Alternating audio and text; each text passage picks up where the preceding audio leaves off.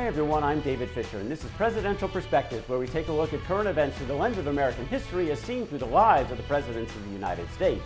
In this episode, we will focus on the federal government and emergency management.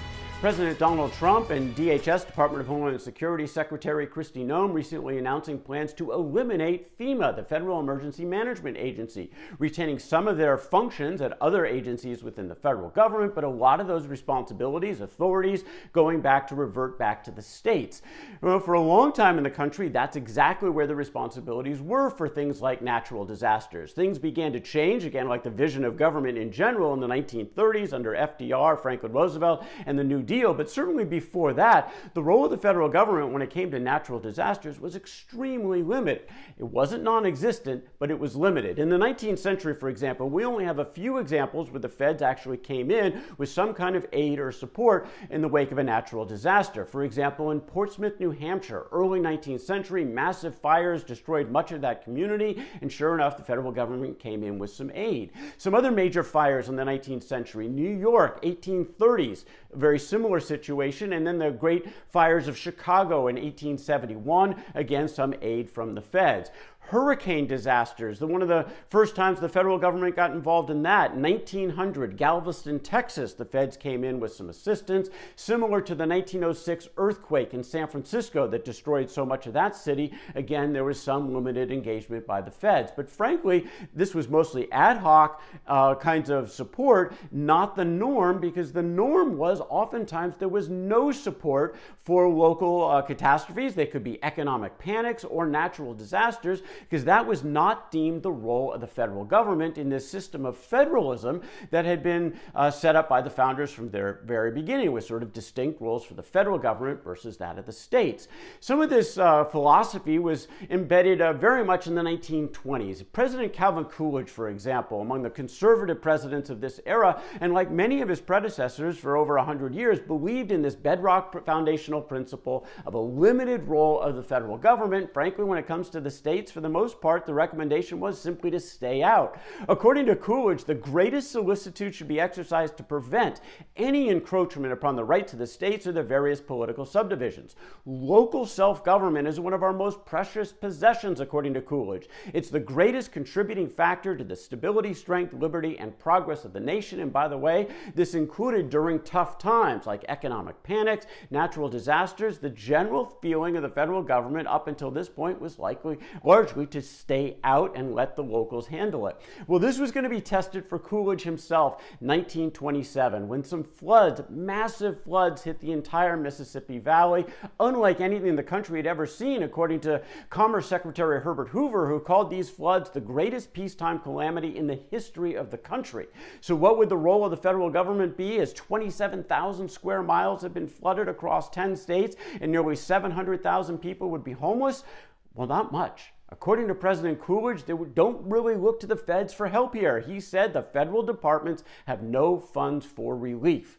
What would Coolidge do? Well, he did send it Herbert Hoover, his Secretary of Commerce, to go help organize and coordinate the response. He did make some Army surplus equipment available to Hoover as well, but really no large funds. This was not the responsibility of the federal government. Hoover was aligned with this. He also believed in sort of individualism and volunteerism. Charity begins at home, not the role of the federal government. By the way, Hoover was indefatigable in his organization and coordination role. He would go into communities in the wake of this flood saying a couple thousand refugees are coming. They've got to have accommodations, huts, water mains, sewers, streets, dining halls, meals, doctors, everything. And you haven't got months to do it in. You haven't got weeks. You've got hours. And the work of Hoover, very much out in front of this, again, coordinating, not really any funds, was very much in his favor. He goes on to become president in the following year. As for Calvin Coolidge, though, he got a lot of criticism. A lot of people saying, look, you're being heartless as your fellow Americans are suffering. Arkansas, one of the most hard-hit states during these floods in 1927. One of their senators is Thaddeus Carraway, who said about Coolidge that I venture to say if a similar disaster had affected New England, that the president would have had no hesitation in calling an extra session of Congress to be able to provide aid. Of course, Calvin Coolidge is from New England. He's from Vermont. Well, he didn't apparently know Calvin Coolidge very well, because just a few months later, there were floods, massive floods in Coolidge's home state of Vermont. This was November of 1927, the worst that area had ever seen. Everything is overflowing, rivers 13 feet above their normal level. Towns were engulfed, our homes and barns destroyed, 84 people killed. And what did Calvin Coolidge do? Surely he would come in and help out with the suffering of his own state, but the answer was generally no. Principles were principles. This was a local matter to Coolidge. Again, pretty criticized for it by some of his fellow folks in Vermont, including a businessman who said, "Is not Vermont worth as much as France to the United States?" Calvin Coolidge is a Vermonter. Perhaps that boast of the state is now its chief liability, because for Calvin Coolidge, the ends did not justify the means. Principles were principles, forcing the government of Vermont and the people of Vermont really to step up, because there wasn't a lot of assistance coming to the federal government. This was just 100 years ago from now, back in 1927, and again, this had been the norm since the history of the Republic. Things about the role of the federal government, though, in general began to change in the 1930s. The Depression had hit. Franklin Roosevelt comes in as president. He brings in the New Deal, and he brings in a new philosophy of government. That included providing a lot of federal assistance when it came to economic disasters going on around the country, like the Depression. But there were also, in some of the New Deal legislation, there was examples of other areas where the federal government was going to be getting involved where they hadn't in the past, and disaster relief was one of them. When the Reconstruction Finance Corporation was established under FDR, that had some statutory responsibilities for disaster relief. One of the first times we see this in some statute in the federal government. Change went further along after World War II. The Cold War hits, and now the disaster everyone was worried about was a nuclear attack. How would the federal government respond to that? Well, the government passed the Federal Civil Defense Act of 1950, signed into law by Harry Truman. Again, the focus here was a nuclear disaster. One of the key principles of this act, again, consistent with that notion of federalism, is that a state governor must request help before the federal government can come in with aid under the auspices of this act. Over the balance of the 20th century, more hurricanes, more earthquakes, more devastation in other areas of national disasters, and there was again push for more role of the federal government.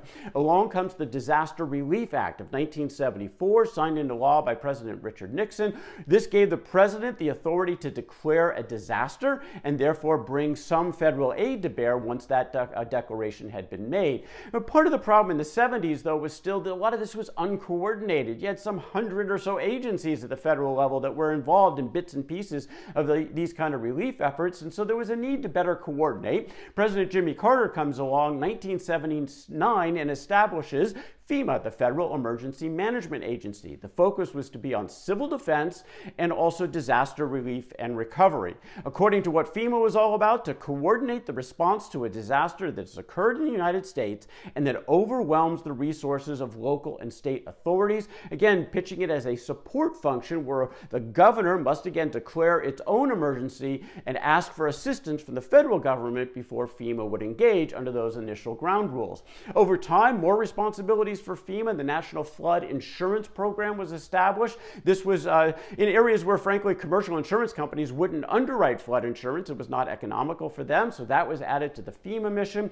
FEMA then becomes part of the Department of Homeland Security, and when it is created in 2003, and then some additional enhancements to both the structure and authorities of FEMA kicked in after Hurricane Katrina. That disaster in New Orleans in 2006 focused better coordination, better organization, better engagement with the public. New statutory authorities went to FEMA after Katrina, again, 2006. All of this very different from 100 years ago, where the first 100 years of the country, emergency management almost entirely the responsibility of the states, even with terrible disasters, very little role of the federal government. A lot of that and the public expectations began to change with the New Deal, and again, the role of government began to change with the New Deal. And now we're at another inflection point where President Trump, his vision of government is reverting at least some of those responsibilities back to the states, including in this area, his proposal at least, to eliminate FEMA and restore a lot of those responsibilities in the area of emergency management also back to the states.